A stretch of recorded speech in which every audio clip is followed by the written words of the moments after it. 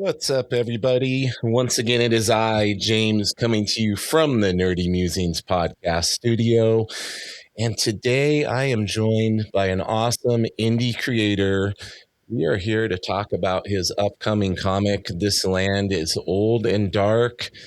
Mr. Ryan Crowe is here with me today. How you doing, Ryan? What's up, James? Happy to be here. Thank you for inviting me. Good to have you, buddy. Appreciate you coming on. And yeah, we were just talking a little bit beforehand. This book that you're putting out, it's looking really cool. I was fortunate enough that you sent me the first couple of issues, got a little sneak peek, and I'm an art guy, so the art hooked me out the gate. Yeah, I mean, me too. The art is incredible. I was just telling you, but I'll say it for the benefit of the folks listening now. But I think that I could just not write a single word in this, and it would move, because that's how great the art is. My artist is named Abel Garcia. He's Argentinian. He's absolutely incredible. Now he lives in Italy, so he's surrounded by art. So he's anyway. He's incredible. Yeah. Yeah, it's interesting. I was looking at his style, and I don't know if you remember, Pat Lee did an image book that was like kind of a fantasy type of book, and the style that your artist is conveying is very similar to that. I'll have to dig it up and DM it to you, because I was like, oh, I wonder if he's influenced by that work. Like the way it's colored and everything looks very similar. You know, what's interesting is the coloring, and some of the decisions were made, and I call it maybe failing upwards, but because they were all economical decisions, right? So like, we don't have a full color comic. And that forced me to like sort of consider, how would I direct this if I knew I only had a couple of colors? And so, because I could pick, it was originally just going to be black and white. But then the publisher, who, they're called Invader Comics, is based out of Oakland, California. They were like, we're going to do black and white. Colors a little, expensive. And I'm like, okay, I gotta just like, if we could only have two colors, I would like black and red, because the blood in the book, as you know, is the star. Yes. The gore is. And so I'm like, can I have black and red as inks? And then we'll have the paper color be this sort of tan, to sort of resemble a sepia toned manuscript kind of thing. Yes, it definitely has that kind of old look to it, and it gives a real ambiance. Yes. to the it almost has an ethereal look in some parts too, which is really cool with the subject matter. Yeah, Abel, he understands the medium, right? He's a true professional artist. But yeah, I think that again, the choice that came out of, learning your constraints and how to operating within them is sort of like one of the things that an artist is supposed to do. So after I figured out sort of like what our parameters were, I said, okay, well, how can I make this as close to my vision as possible? And I think it benefited, because I think if I had my druthers, right, I really like bright neon colors, and I don't think that would have served my book at all. No. Yeah. I think with the subject matter and the look that you're going with, and just the nature of it with the monsters and everything else. Like, so let's talk a little bit about this story. First off, speaking of story and writing, I understand that you had a little bit of a mentorship on this project. That's might be a very small name that you're going to drop that people will recognize. Yeah, my mentor on this project was Scott Snyder. I belonged to one of his Substack, and so the way I kind of met Scott is, if you're in like the top subscription level of his Substack, which I thought was worthwhile, because you can learn from him. He'll teach like YouTube classes, and it's a bunch of people, and he'll sort of like broadcast these, and you can ask him questions. But another thing that you get is you get time with them every month if you choose that. And I did it, and so I get like one meeting a month with him, and I'm like, okay, what can I do with my time? And so I started working with him two years ago on my first webcomic, which is called Come Here to Rapture, which is a sci-fi based on an old German opera that I like, written by Richard Wagner.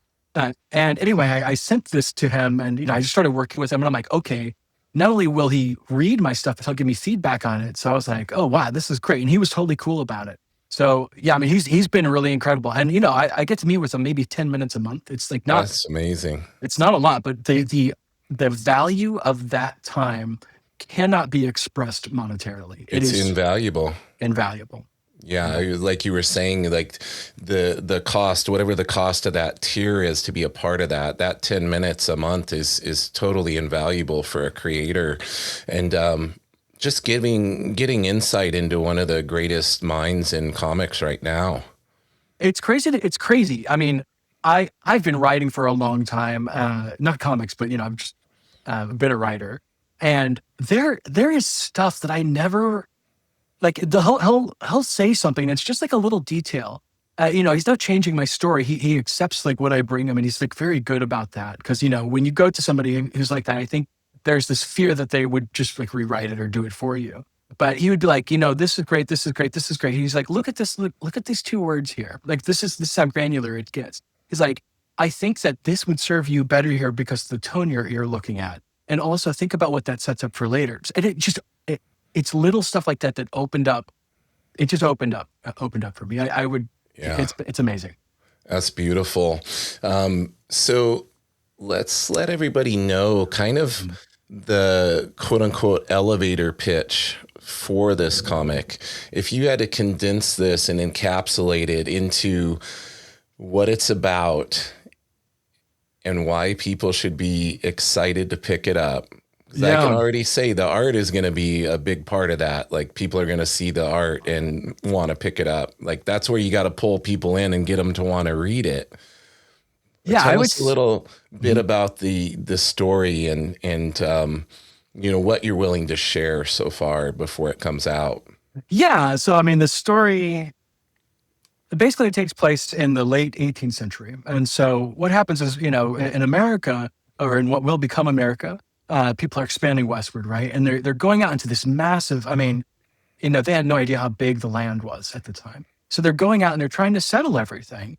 And not only are they, going to places, that they've never seen before and they've never experienced before, but they're pushing into land that belongs or that other people already live on.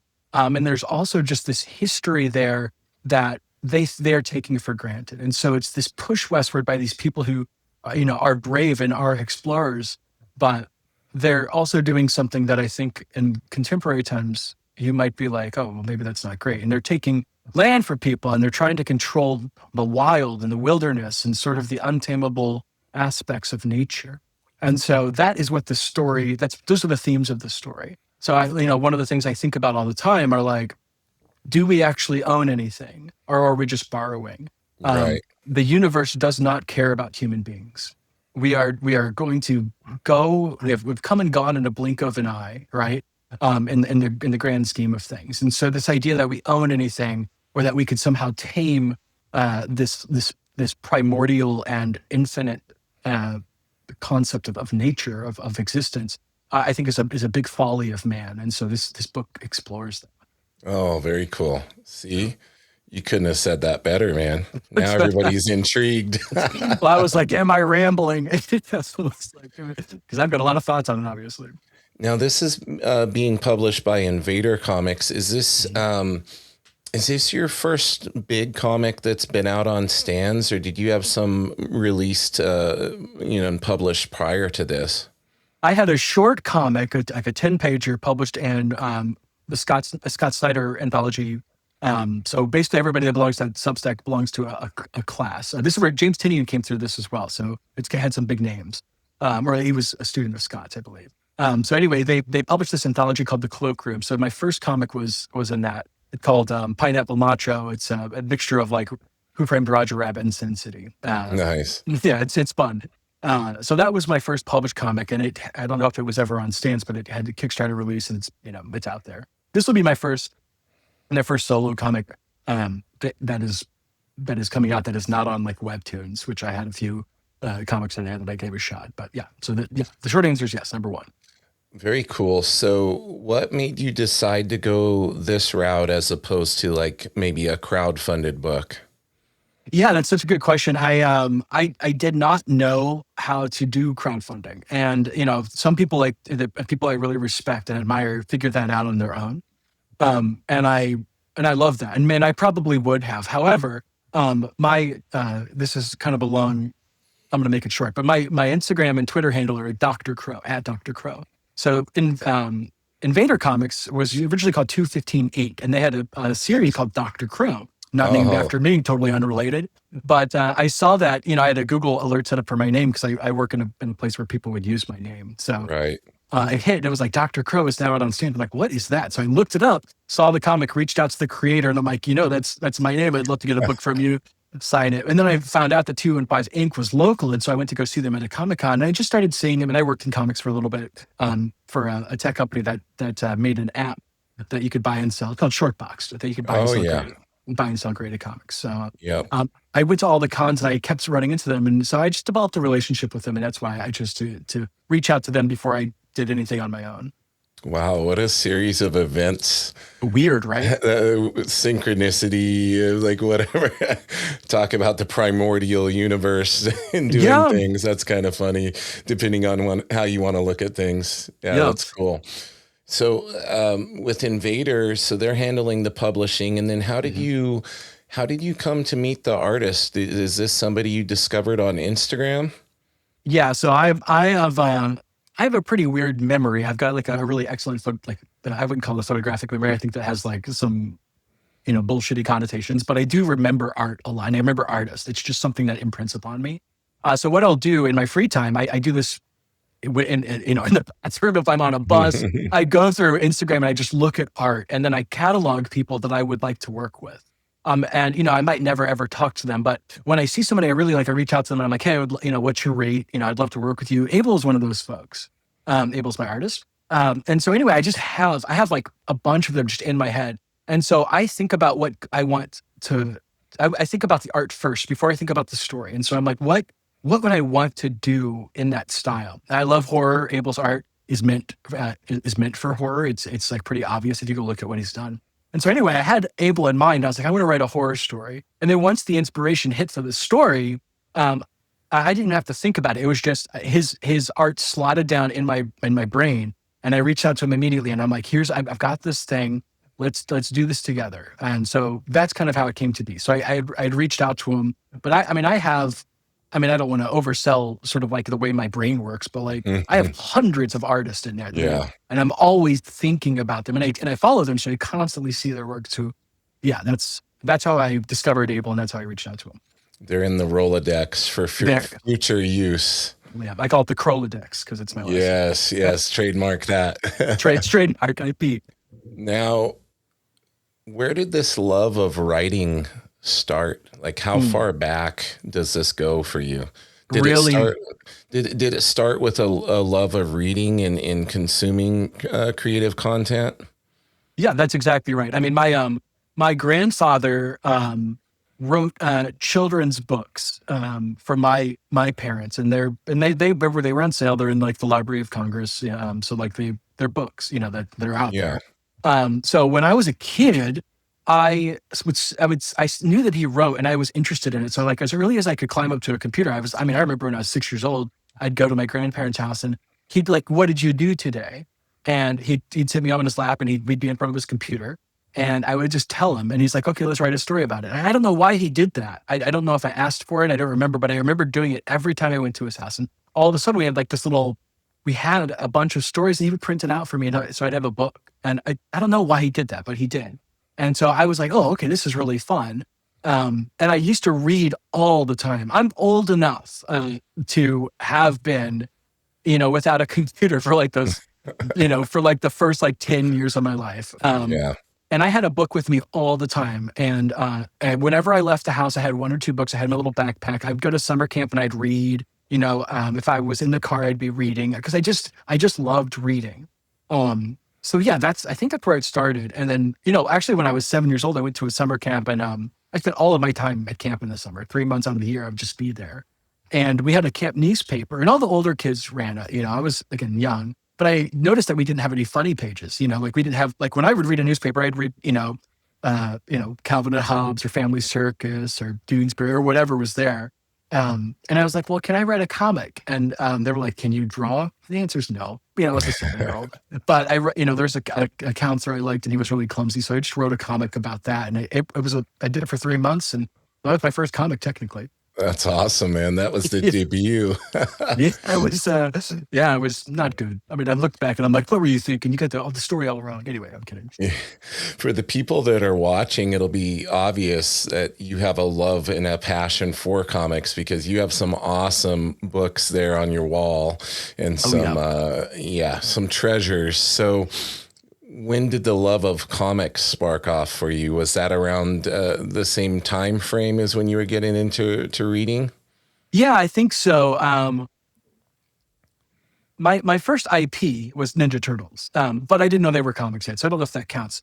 Superman is my guy. I mean, I think if you live in America and you like art and comics when you're a child, which if you like cartoons, I think like Batman and Superman and probably Spider-Man, although this wasn't true for me, are imprinted upon you. I think they kind of always exist. Yeah. I look back at baby pictures and I'm wearing a Superman onesie, before I would have made that choice. So Superman was my guy, still is. I love Superman.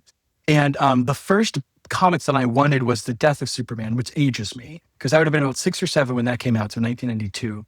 And I remember reading in a newspaper, because the media push around The Death of Superman, if you weren't around then, was unprecedented from a comic standpoint. It was insanity. Yeah.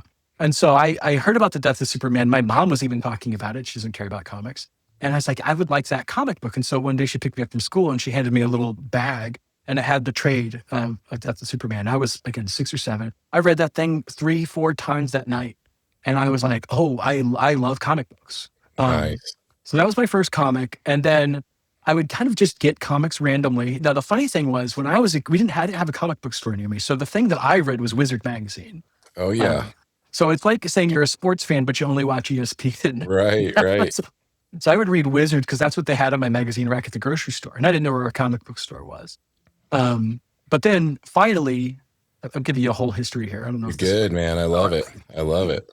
So, but then my mom realized that I wanted actual comic books. So she would tell my family. So now when people would send me gifts, they would bring me bundles of comics from this place that we had called Sam's, which is like a Costco, big warehouse store. But the thing is, it was like early 90s. I would not get Marvel comics. I would not get DC comics. I got huge bundles of random Image comics when they were first being released. So my first heroes really were, Gen 13 and Spawn. Spawn was my first guy. He was my first chosen hero. Not like Superman, who kind of was like I inherited Superman from culture. Spawn was my first hero. So it's so funny to think about my first 2 heroes being Superman and Spawn, totally different. So I read tons of Spawn. I loved Savage Dragon. Again, Gen 13 I read, I probably shouldn't have been reading. I also got my hands on Tank Girl fairly early. Because I hung out with the older kids when I was I spent a lot of time at camp. And they were Gen X. So all the Gen X media, I'm a millennial, older millennial. But all the Gen X stuff I've really latched on to. I loved Milk and Cheese, which was an indie, kind of underground comic at the time. I loved Madman, Tank Girl. So a bunch of weird stuff that I don't know how I would have been exposed to that otherwise. I didn't touch Marvel or DC comics until I was a little bit older. Maybe I was 11 or 12, and I finally was like, I'm gonna check out these X-Men that I keep reading about. Yeah. Awesome. So on your bio, it mentions comedy and that you were a comedian. You've got your a lot of plates spinning in the air, I feel. Yeah, it's the nice thing about being not having kids. A lot of time for my hobbies, and we're in that same club. Yeah. Yeah. I mean, God bless kids, I guess. I don't want, but it's just not for me. So I have a lot of time for my hobbies, and I have a good career, so I can support my hobbies. Which thank goodness for that. I'm able to have my vision, my comic vision, and my comedy vision.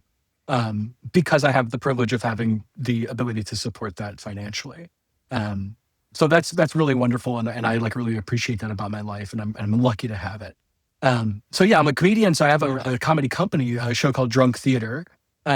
We have shows in LA and SF. I'm on I'm the founder of it. So I produce both of those shows. I live in San Francisco and I perform in that. So I've been doing that for 10 years. I've been doing comedy on stage for almost 30 years, since I was really young. Wow. I'm about 40 now, so. Writing such a huge integral piece of Mhm. the framework of your life, it seems.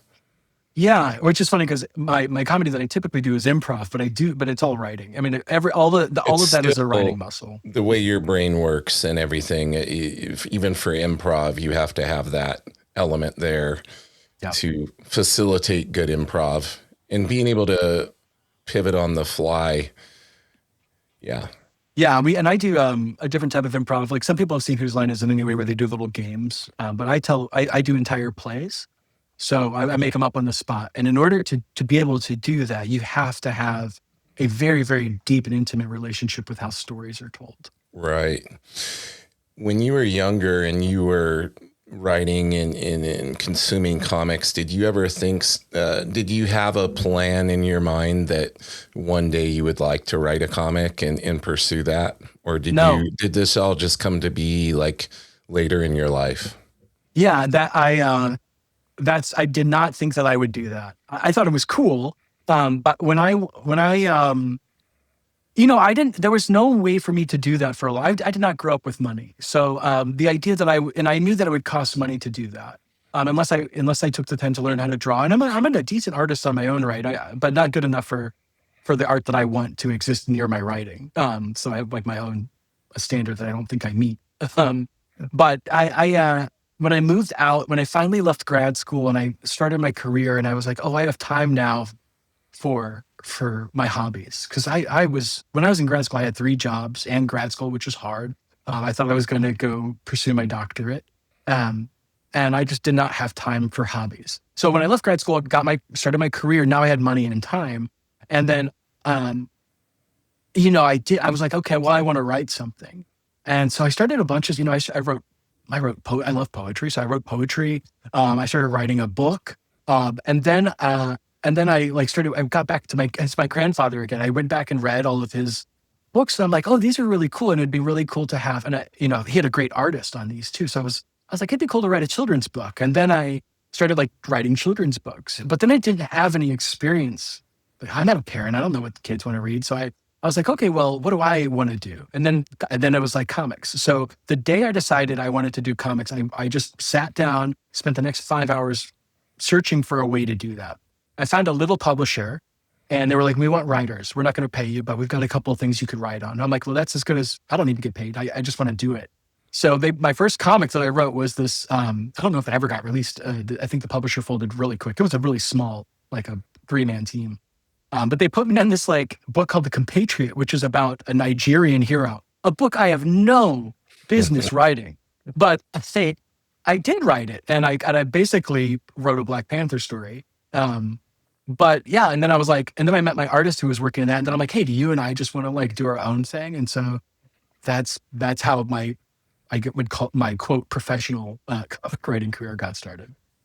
That's so cool. Yeah, it's funny how all these little things line up and kind of pieces fall into place as they're needed. Mhm. So, with this book, how many issues do you have planned and mapped out? Is this an ongoing? Is this a mini series to where you kind of have a beginning and end in mind? It's a 3-issue mini this time. This is actually my first book, so I did not know. Again, a lot of the decisions made about this book are primarily economic constraints. It costs a lot to if you get an artist like I have. I mean, whatever. I'm not trying to. My artist is amazing. So if you get like an artist like I have, a lot of them um, will expect a rate that is commensurate with at least like a lower level DC or Marvel artist rate. Like if I'm going to throw out some numbers here, but like if you should the artists that I like that I want to associate with that I want to write for will charge like $100 to $200 for a page. And a comic book is 22, 24 pages long in a regular issue. So already, and that's just the art, right? So that's lined and inks and maybe color, depending on who you're working with. So all of a sudden, we're looking at like a $3,000, $4,000 investment. And I did this without, I don't expect to make any money. I mean, I know how many comics I've sold now because the early FOC ended. So now I have an idea of how well I've done. But I came into this just being like, I just want to publish something and see it manifest so I can hold something that I've created. Mm-hmm. Yeah, Just have something physically tangible. yeah. So this is a 3-issue miniseries because I wasn't sure where this would go, how much I could, how long it would take. Invader, I'm an unproven person. They just accepted, they liked my pitch and they said, we'll give you a shot. So this one's a free issue. I think my next one will probably be similar. Maybe I'll write just a graphic novel. I think the days of me sitting down and doing it like an extended series, I mean, people would have to really I would have to get the right kind of feedback for me Yeah. to take it that seriously. I mean, I take it seriously now, but like 3 issues took me 2 years to do. If I had really sat down and focused, I could have done it more quickly. But yeah, anyway, this is a 3 issue. So, any aspirations in your writing to get something published by one of the mainstream publishers? Like, do you have any stories in the back of your head for particular characters that you're fond of? I know you mentioned Superman. Like, if you got your druthers and they said, "Hey, Ryan, you want to do a Superman book?" Is No, that something you'd be interested in, or is it too daunting? interested in, yes. I would. I can't. I can't even begin to think about what that would take right now. I just don't. Yeah. I'm barely. I'm still being surprised by how deadlines work. So, Right. I don't know. I think I'm like a kid who has like discovered his first science like set at home, and then one day thinking about what it would be like to be a rocket scientist. Right. I'm Right. still in the kid phase. So one day would I love to write a Superman story? Yeah. Would I even know what to do with it right now? Mm-mm. It'd be like a dog that caught a car. Yeah. Yeah. Well, it sounds to me like you've got so many things going on and you're being very fulfilled by what you're doing right now, which I think is really cool. Yeah, I think one of the things that I mentioned it a little earlier, and as a comedian, I'm sure this will track in terms of an arc, a thematic arc. But feedback is important for me. If people like what I'm doing, I I will probably be more motivated to do more of it. There is now I'm doing this because I like it. Like I didn't think anybody was going to read this book, to be honest with you. Um, but now that I know that a bunch of people will be reading this book, it'll be pretty important for how I decide to go forward. Right. I will always be creating something because there's the joy of creation, which I don't think can be replaced by anything. But the level of involvement is going to be something that is modified based on a reaction. That makes sense. Now, are you still actively collecting and consuming comics? Oh yes, oh yeah. I've got I've got niche interest. So yeah, the answer is yes. So I right now I'm reading like the absolute stuff. I mean, not only is Scott sort of like my mentor, but it's also I think the best thing on the stands right now. I was going to Um, say, if you yeah, didn't mention that. yeah, it's so good. I mean, I'm reading the Ultimates right now from Marvel. But really, one of the things I'm interested in right now is I'm going back and reading a bunch of Bronze Age horror stories. Mostly because I'm writing horror stories right now, and I really like that. I But see you got also, that creepy book back there in the way oh, back. oh Yeah. yeah, this is I collect creepies, so I've got about a bunch of them. But I'm also like a lot of that stuff I collect because of the art. I mean, the stories in creepy are funny, but the quality may vary because I collect like creepy, eerie, You have any a of bunch of them. the EC stuff? Oh Yeah. yeah, I've done a bunch of it. Weird fantasy. What do I have over here? Vault of Horror. Yeah, I've got a bunch of stuff. I love that stuff. So you're going back and kind of reading some of the older stuff right now on top of picking up some newer titles. That's right. So like I also like weird small publisher sci-fi stories from the 80s that look like they're sci-fi stories from the 80s. So if you think of like Camelot 3000, like that's my jam. Which is I think it's a little Marvel. But there's a publisher called Epic Comics, and they had a bunch of cool stuff. Like there's a series called Starstruck. But what I like with those is that a bunch of famous artists did a bunch of this like side work. And of course, I can go look at famous artists draw famous superheroes, but seeing what they were able to do by themselves and like what they did with their free time and how they chose to like what they chose to do is interesting to me from an artist's perspective. So I've got a bunch of weird stuff. I also love underground comics from San Francisco, like Last Right. Gasp. Robert Crumb stuff is super interesting to me. I really like the crazy like lewd like stuff that there's that were just like ridiculously drawn, and I think that stuff is so funny.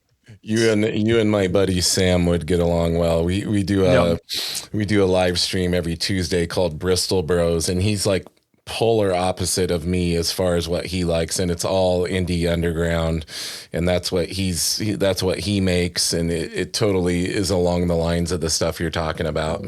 Well, the art is hit or miss, but the idea behind it was fascinating to me because these people were drawing this stuff and stuff that you would not have, still probably should not be out on a table in your home.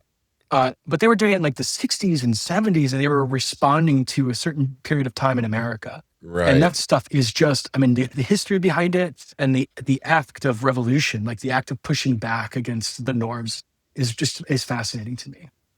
Now you mentioned, that you're drawn to certain artists. Who are some of your top people that you find yourself that you keep going back to?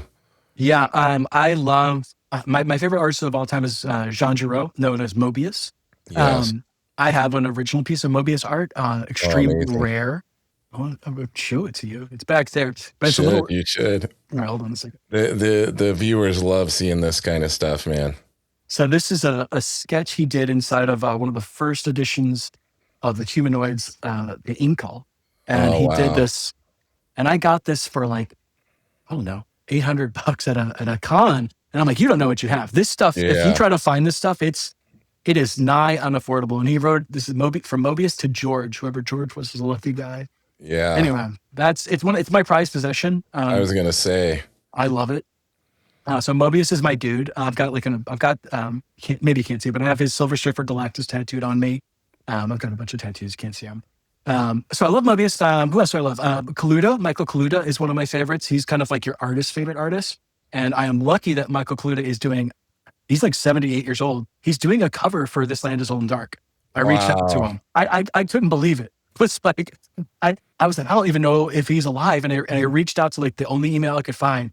He got back to me. It is taking him a long time. Right. But, he sent over some concept sketches. And if you go to my Instagram, you can see them. But the concept sketches themselves were gorgeous. And I was like, I would use these as the covers. Yeah. And he's like, I've got a painted one coming your way. So hopefully I get that in the next week or so. He said he's close. But he also said that in May. So I love Michael Kaluta. Frank Frazetta is one of my tops. I really like that old fantasy style, so like Boris Vallejo would fit in there. Who else do I love? I love Jim Starlin. And I love Jack Kirby's, old cosmic work. I love that space look. When I told Jack I loved 80s space stuff, basically what I'm looking for is that. And recently I liked, Mike Mignola is one of my, I love Hellboy. James Williams III is really excellent. I could talk about art all day. I'm just looking around. What else do I have? Yeah, those are some of my favorites. I have an incredible amount of art that I like. And who else I like is I would be remiss not to say is I love Jim Steranko, and Bill Sienkiewicz is one of my favorites. Oh yeah. Yeah. You got some good taste, brother. And good variety. Yeah. Good variety of styles there. That's awesome. Because Jack Kirby couldn't be any further from some of those names you listed, but it's all amazing. That's what's so awesome about art. Yeah, I just went through and cataloged my whole collection the other day because I just reorganized it. So I got looked at a bunch of stuff that I have, and it's so funny because if I arranged my art, my collection chronologically, as opposed to alphabetically or by artist or whatever, you can tell how I was feeling in life based on the art I was collecting. Yeah. And I love how closely tied I am into my collection and art itself. So let's do the same thing with writers. Because as a writer, obviously Scott's high on the list. If you're going out and getting one-on-one mentorship from the guy, Chris Claremont, that the X-Men run was incredible. I think my favorite writer is Alan Moore. I know that's not a sexy answer. I think he's the best comic book writer of all time. Every time I read something, I'm inspired, and so that's kind of how I measure how I value somebody, is whether or not they inspire me to write myself. There's Scott's got to be up there. God, I don't know. Tynion, maybe Tynion on the Exquisite Corpses stuff. He's okay. I like James Tynion has some. He's incredible. I think that I prefer a little bit more of a literary approach. Okay. That's what inspires me. Now, so what I enjoy consuming, I think, is what's different than like some of my favorite artists, and so it depends on how we're asking that question. So I think, Tynion is really excellent because what I can see, he represents sort of like a new push in sort of like how stories are told and what the concepts are. And he's like a new writer, and he represents kind of a new era coming out of like the early 2000s. Brian K. Vaughan is one of my favorite. I mean, Saga. I think Saga is the books that got me back into comics after grad school. Jason Aaron, the Thor run. I'm not really a Marvel guy. I liked X-Men. So the Chris Claremont, sort of up into the 90s Jim Lee era was really great for me. So I would say that Jason Aaron really inspired me. Jim Zub has a lot of really cool stuff I like. Mike Allred, of course. I told you Mad Men. I think that told me what I could get away with. Hickman is incredible. God, I don't know. I have way too many answers, but I think that, and also Moebius. Moebius himself wrote some weird stuff, stuff so weird that it kind of changed, and that paired with his art changed the way I thought about telling stories. A lot of Moebius's stuff is sort of inaccessible, from a storytelling standpoint. If you're not like tapped into the way he tells stories. Anyway, I've got too many answers now. I feel like I'm Paul Chadwick. I love Concrete. It's another indie comic that came out. Eastman and Laird, obviously, those early Mirage Turtle years, very influential for me later in life once I figured out the Turtles were a comic book. I could talk about this forever. Those are my big ones. There's definitely no shortage. And I know specifically with art, it's like I'm discovering new ones every day due to the wonders of the Instagram algorithm feeding me what it knows I want to see in that regard. So, with your book, when's issue 1 set to release? You said FOC's already closed. So when's the release date of issue 1 so we can have everybody ready to go and pick it up? It's the end of August. I think August 26th. It's either August 26th or 29th. It's in that like chunk of 20s in August. Okay. Yeah. So issue 1 comes out then, and then issues 2 and 3 will be a month after.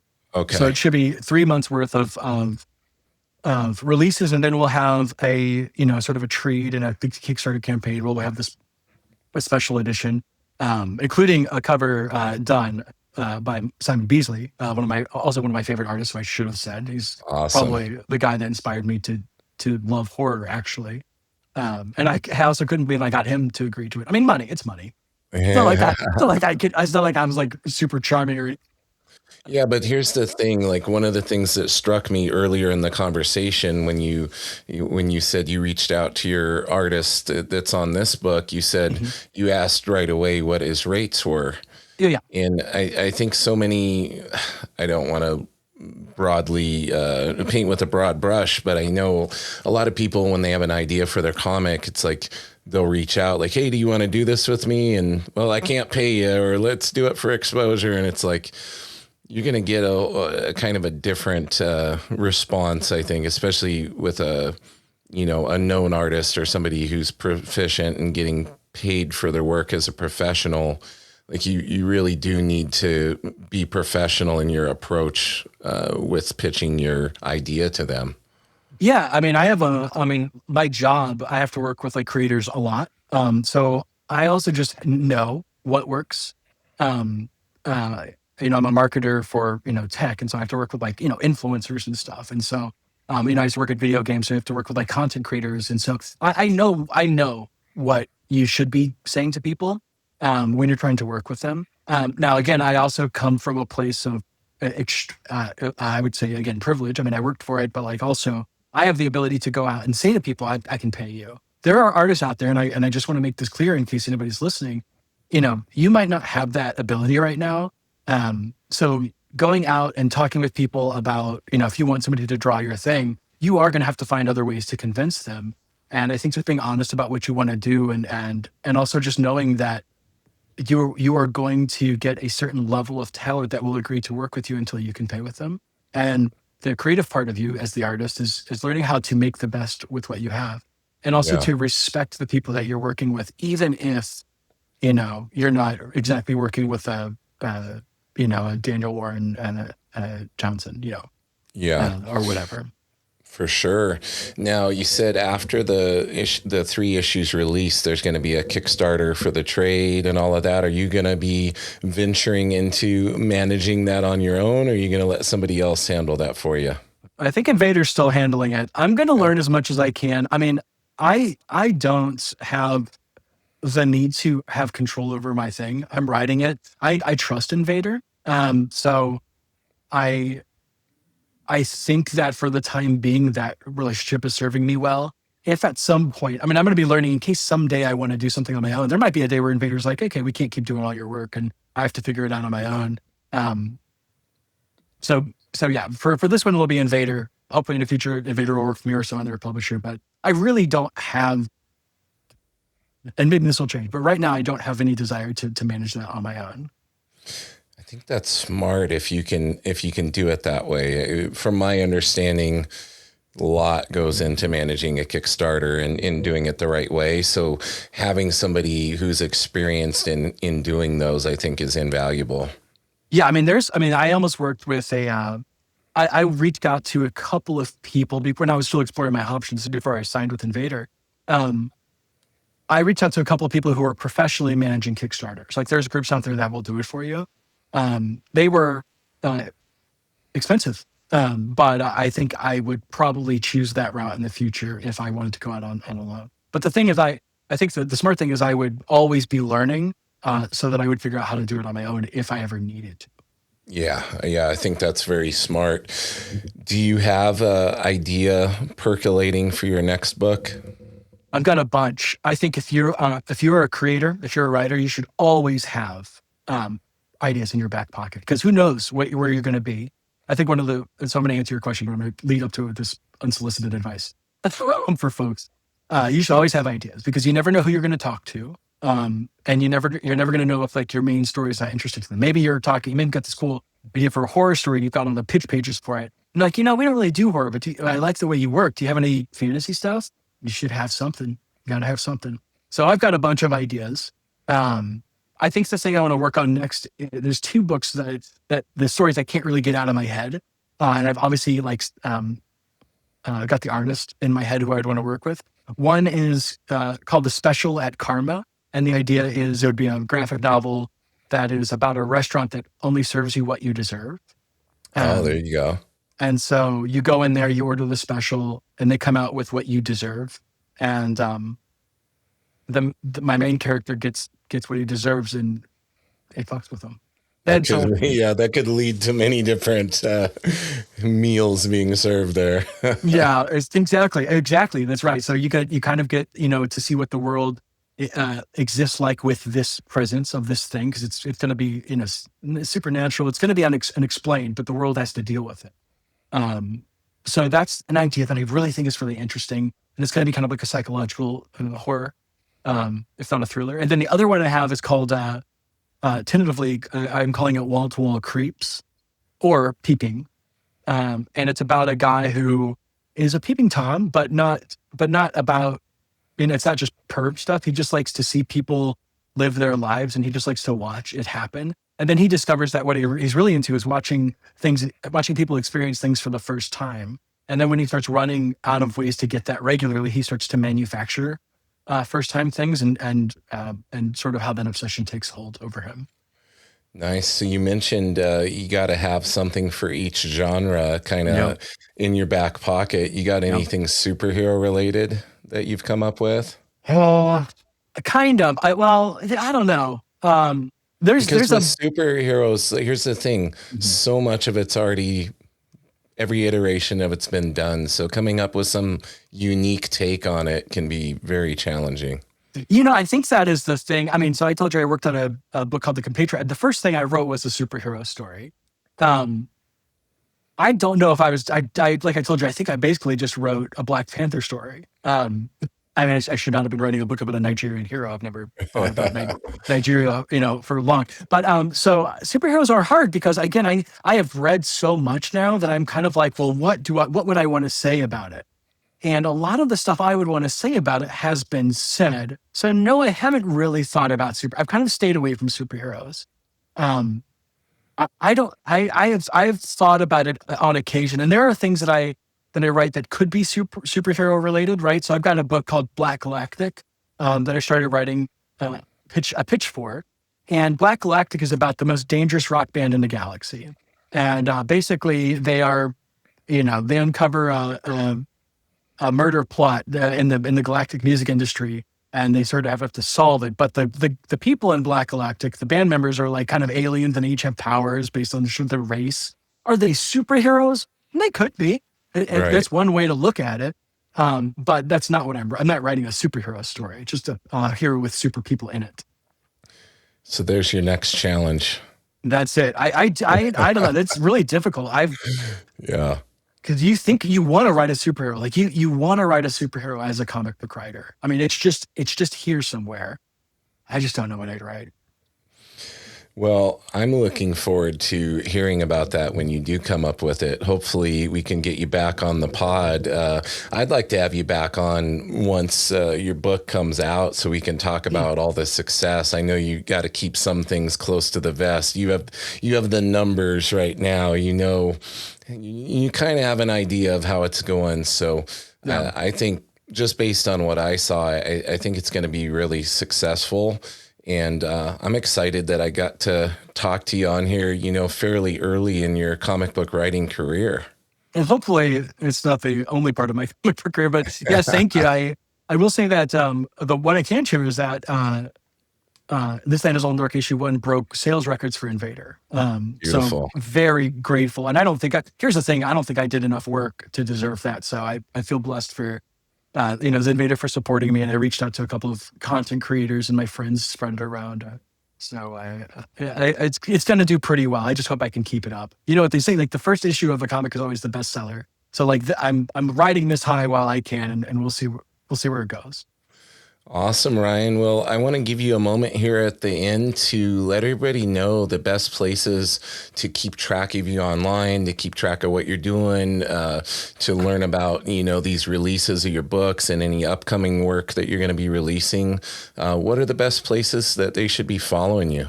This is embarrassing. The best place, I mean, I have Instagram, at Dr. Crowe. I will post about stuff I'm working on, but my publisher's going to kill me for this. I don't have any websites yet. I'll build one.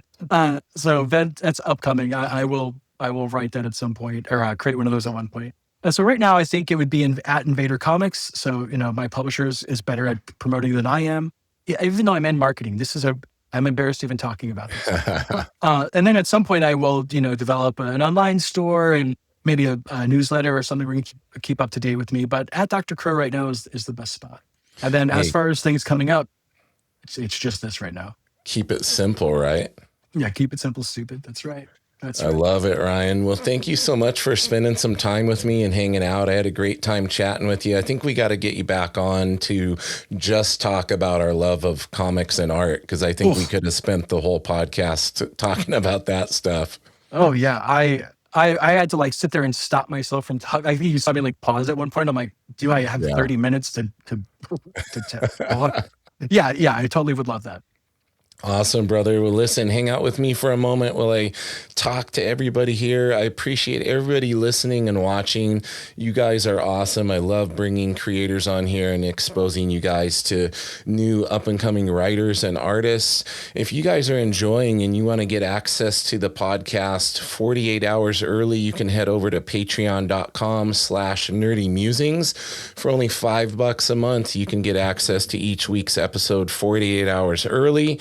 Get your name shouted out in the pod like I'm going to do right now. Got to give a shout out to Mr. Brandon Paul, the creator of Chuck Maxwell. Look for issue 2 coming out here soon. He's at bpaulart over on Instagram. And we also have Michael Gardner, another awesome artist. He is It's Me, Mike G, over on Instagram.